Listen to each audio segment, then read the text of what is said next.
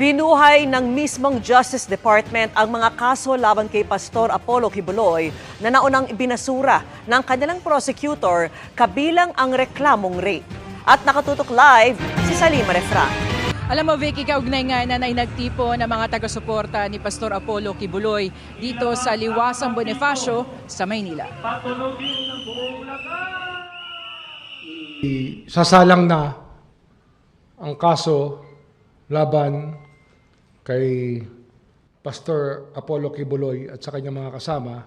Kakasuhan na ng patong-patong na kaso ng sexual abuse of a minor, other acts of child abuse at qualified human trafficking si Kingdom of Jesus Christ founder Pastor Apollo Kibuloy at 5 iba pa. Ito'y matapos baliktarin ni Justice Secretary Jesus Crispin Remulla ang naunang pagbasura ng City Prosecutor of Davao sa reklamong rape na inihain ng isang menor de edad laban kay Kibuloy noong 2011.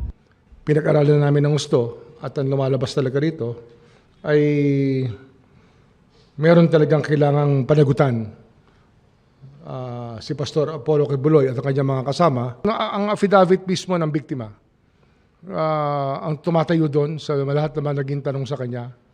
Naglabas na rin ng Department of Justice ng ILBO o Immigration Lookout Bulletin Order at maghahain rin ng PHDO o Precautionary Hold Departure Order kasabay ng pagsasampa ng mga kaso sa Davao para hindi makalabas ng bansa si Kibuloy.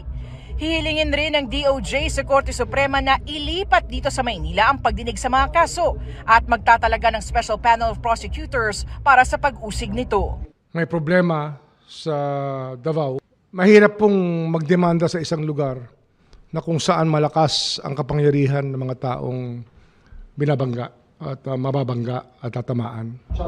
Paglilinaw ni Remulla, walang halong politika ang pagsasampa ng mga kaso laban kay Kibuloy. Itinuturing ko siyang isang kaibigan, ngunit ito po'y trabaho na ginagampanan ko po.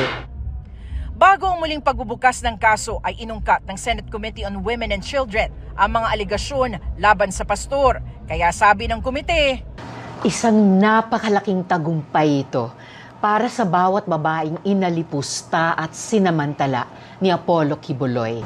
This is a welcome first step towards heeding the victim survivors' cry for justice, peace, and healing. Pero tuloy pa rin bukas ang pagdinig nila rito at handa raw i-cite in contempt at ipaaresto si Kibuloy kung hindi dadalo. Double check sa ating lugar, mga Vicky, kasama dun sa mga nagsalita sa programa yung mismong legal counsel ni Kibuloy at narito ang kanyang pahayag. He is assuaged by the balm of a clean conscience na lahat itong mga paratang na ito ay mga kasinungalingan lamang at darating ang panahon na lahat ng kasinungalingan ay maglalaho.